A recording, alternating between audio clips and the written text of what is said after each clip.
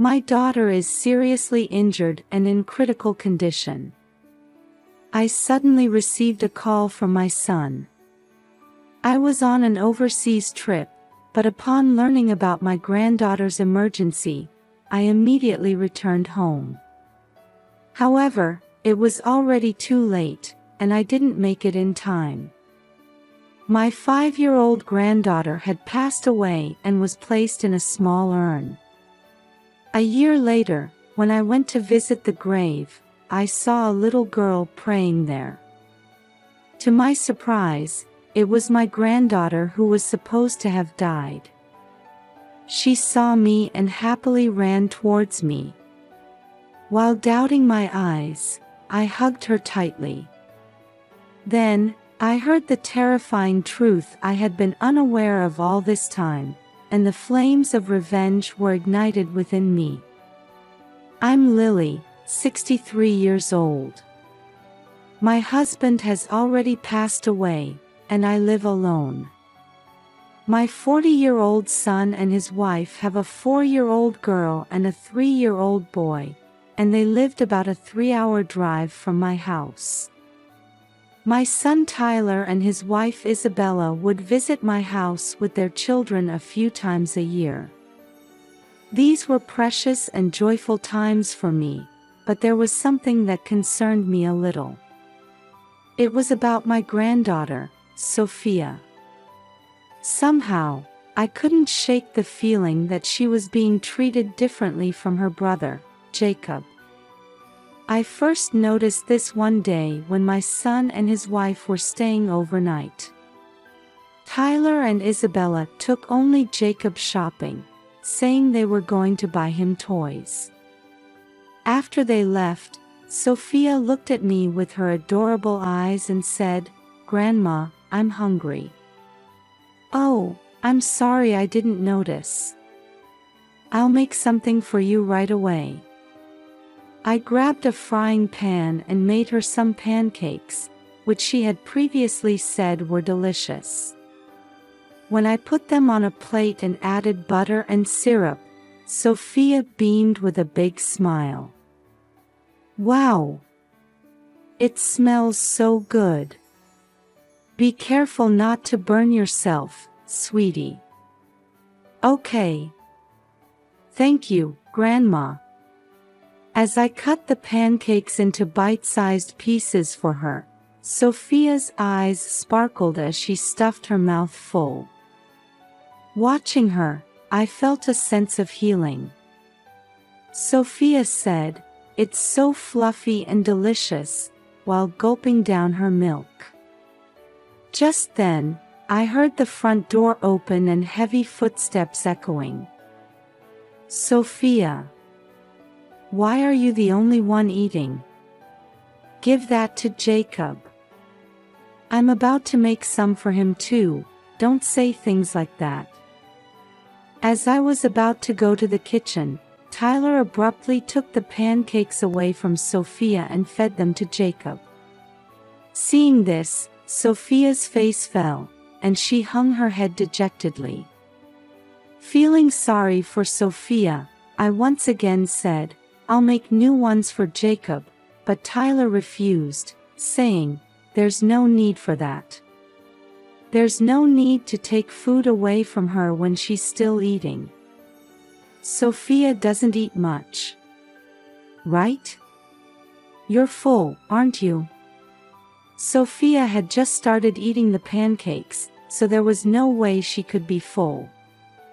I told Tyler this, but he didn't seem to be listening to me at all.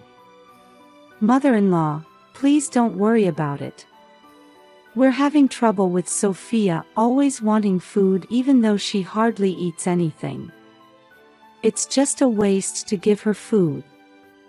At that moment, I felt something odd about the cold look Isabella gave Sophia, despite her being her own daughter. Seeing Sophia's sad face, I thought she might be unable to speak up, so I argued with them that can't be true, but they wouldn't listen to me. Just then, I felt a tug on the hem of my apron. When I looked down, Sophia was signaling to me with her small hand, looking at me with an expression that seemed to want to say something. "I'm going to get some drinks. Sophia, would you like to help me?" She nodded, and when we went to the kitchen together, Sophia whispered, "It's okay, it always happens. I'm the big sister, so I give it to Jacob." With an unsettled feeling, I was arranging drinks on the table while Sophia was eagerly helping me. "Sophia, stop lying about being hungry when you're not. Now that you have a little brother, you need to act more like a big sister." As Sophia apologized with a dejected, "I'm sorry," after being scolded by her parents, my heart ached. And when I looked closely, I saw Sophia quietly rubbing her stomach. She must have still been hungry. Thinking that Sophia wouldn't tell me the truth if I asked her about the situation right there, I gently took her hand when we were alone. "If there's anything, you can tell me. I won't tell your mom and dad. I feel lonely because they only dote on Jacob." Sophia let slip her true feelings. I squeezed her hand tightly and said softly, "You can rely on me." Sophia smiled happily and hugged me. "Such a small child is hurting like this. I have to do something about it." As I observed, I noticed that my son and his wife hardly spoke to Sophia, and she was playing by herself. In contrast, they doted excessively on Jacob. Thinking this couldn't continue, I sat down with them after the children had gone to sleep and had a serious talk. However, they remained adamant, saying, "That's just Sophia's imagination. We're raising them without favoritism. In the first place, it's only natural that things changed dramatically for her when her brother was born, after being treated like a princess until then. That's right. Sophia is the older sister, so she needs to be a little more patient." While there was some logic to what they were saying, the fact remained that a small child was being hurt. "I won't forgive you if you continue to make Sophia suffer like this. Even though we live apart, I'll be keeping a close eye on you." I drove this point home to them, but they brushed me off, saying, "Don't worry about it. Enjoy your trip. Don't forget to bring us souvenirs." The next day, they quickly packed up and left after breakfast. "I need to do something about this, I'm worried." While considering what I could do, I went on a planned overseas trip with my friends. When I mentioned the situation to a friend who was traveling with me, I got an idea that I planned to implement when I returned home. On the third day of the trip, while we were having a meal, I suddenly received a call from Tyler. "Sophia has been seriously injured." "What? What's her condition? Tell me what you know." Apparently, Sophia had fallen from a jungle gym, hit her head hard, and was covered in blood. She was unconscious and had been taken to the emergency room, where they said her life was in danger. I couldn't sit still and told my friends about the situation, then booked a return flight ticket. It wasn't possible to leave that day, so I took a flight the next day. During that time, I tried to contact Tyler but couldn't get through, so I spent the time anxiously waiting. When I called my son to go directly to the hospital where Sophia had been taken from the airport, he spoke in a strained voice. "I'm sorry I couldn't answer your calls all this time. Sophia didn't make it. She passed away shortly after I called you. Her injuries were so severe that we've already held the funeral and cremated her." As I was at a loss for words, my son sent me a photo of a small urn. "Sophia, how did this happen?" After crying silently in the airport lobby for a while, I told Tyler I was coming to his house, but he hesitated, saying, "That's a bit." It was so sudden, and Isabella is still in shock, so could you please leave us alone for now? I understood that Isabella must be extremely shocked after losing her precious daughter. Understanding those feelings, I reluctantly trudged home with a heavy heart. I placed a photo of Sophia in the living room. As the feeling that I would never see her again overwhelmed me, I couldn't stop my tears. At that time, I noticed that something I had ordered had arrived in the mailbox, but thinking there was no use for it now, I carelessly put it in the bag I always use. Some time later, when I called my son, I was told that they had interred Sophia's remains in the same grave where my husband rests. What? Why didn't you tell me?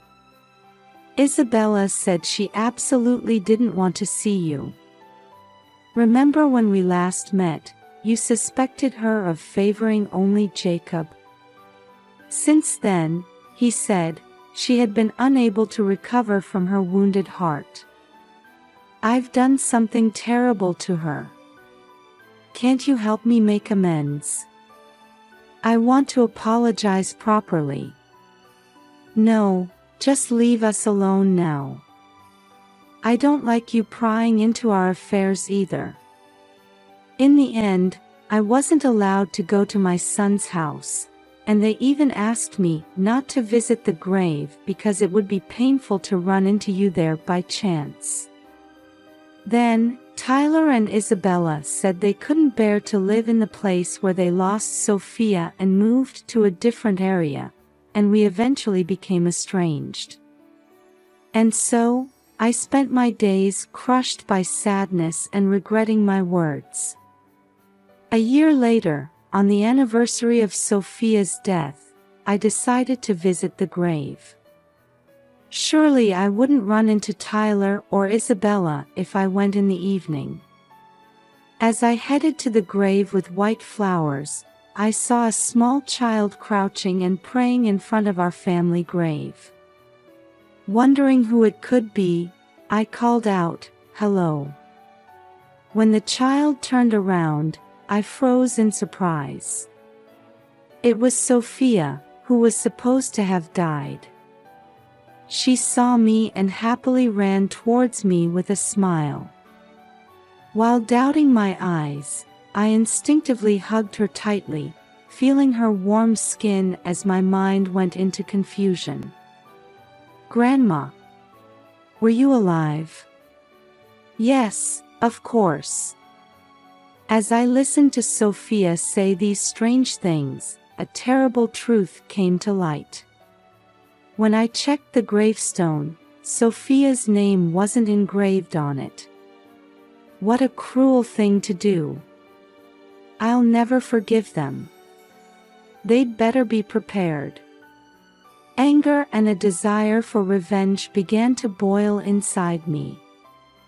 I remembered something I had been carrying around and set up a certain device, then parted ways with Sophia there. I will protect Sophia's smile no matter what.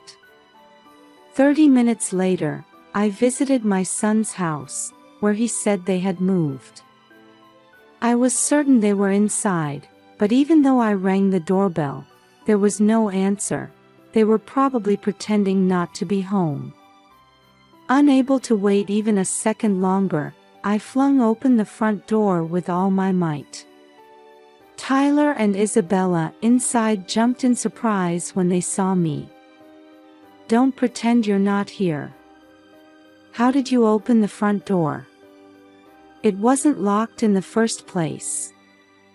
Sophia. Grandma's here, you can come out now. Huh? What are you talking about? I told you she's gone. As I called out Sophia's name loud enough to echo through the house, she came running with her cute little footsteps. I quickly moved to avoid being stopped by my son and held Sophia tightly in my arms. Seeing this, my son and his wife opened their eyes wide, seemingly unable to speak. I looked at them coldly with a stern face. I thought Sophia had passed away exactly a year ago, so why is she here?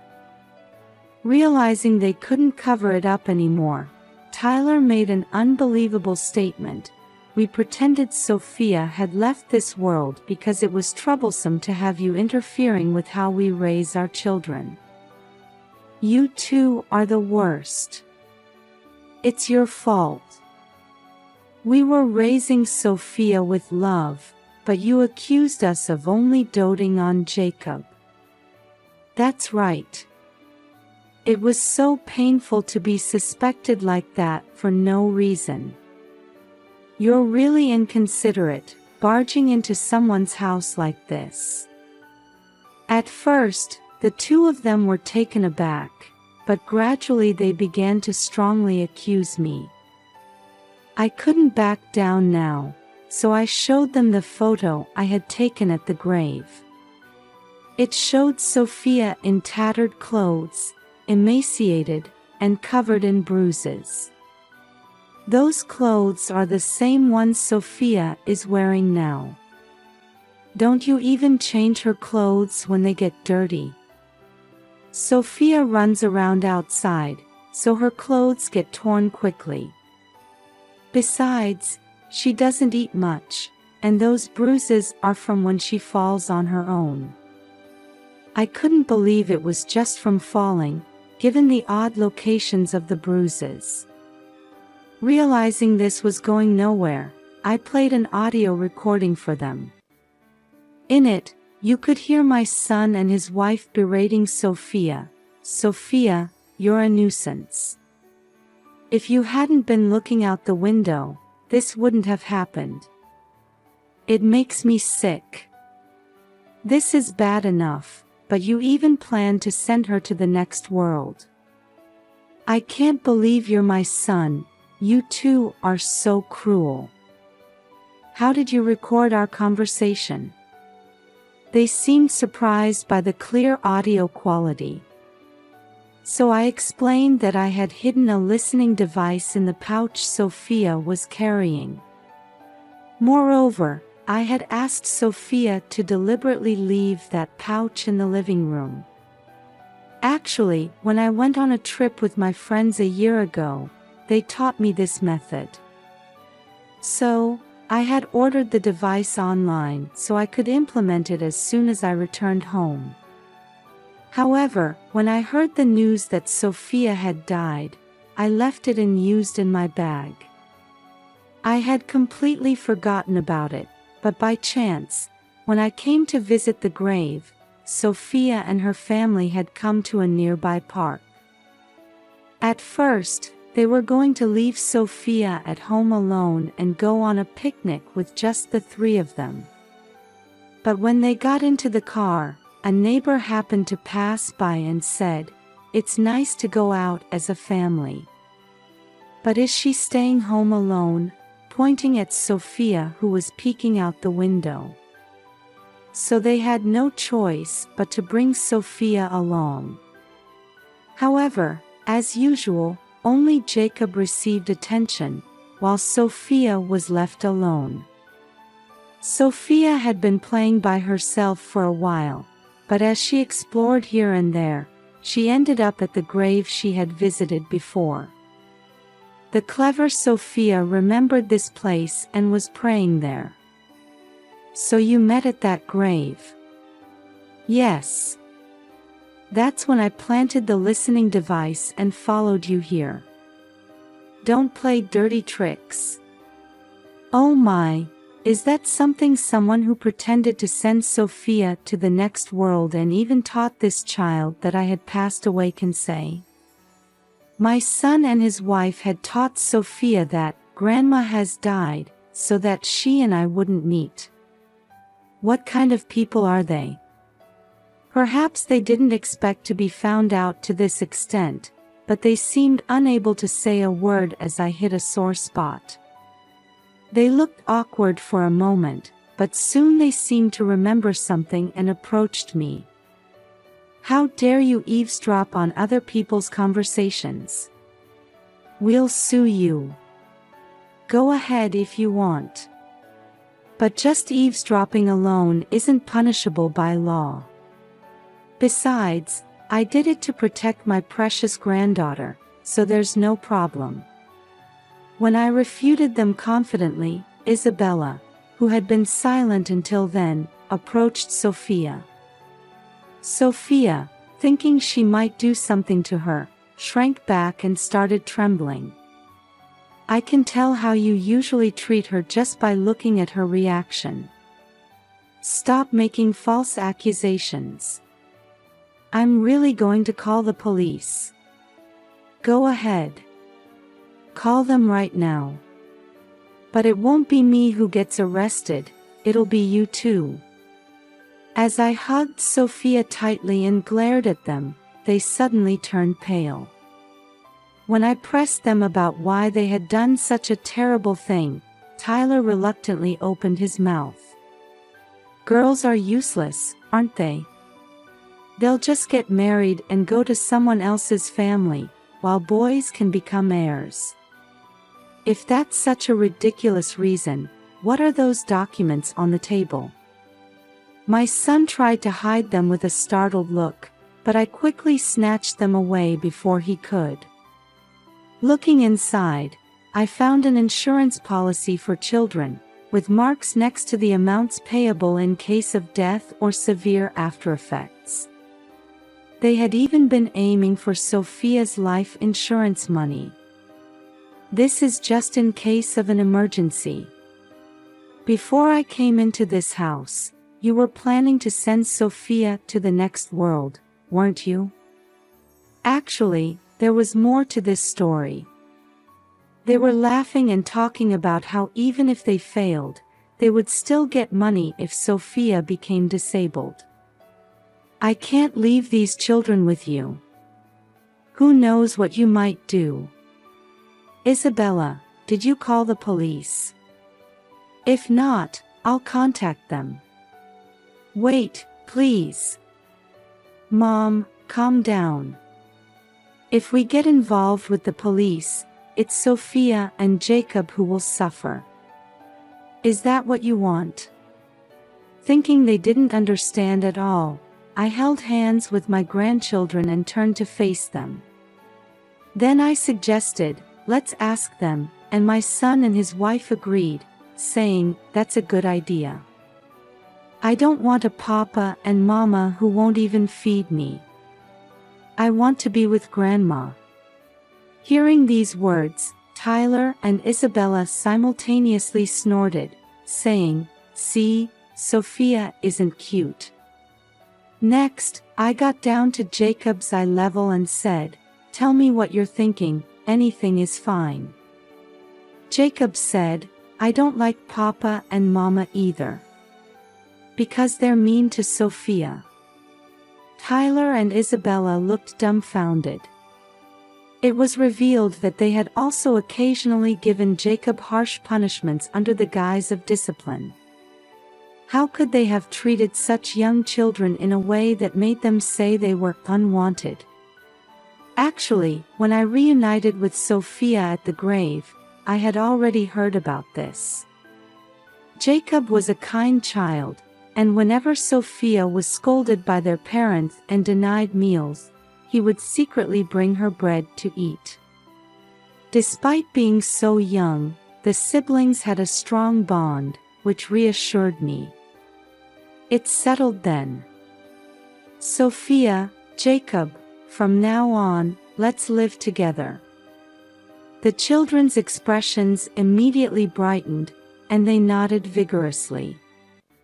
Wait a minute. What's going to happen to us? First, I suppose it'll be a holding cell. After that, perhaps a life surrounded by high walls. Anyway, make sure you reflect deeply on what you've done.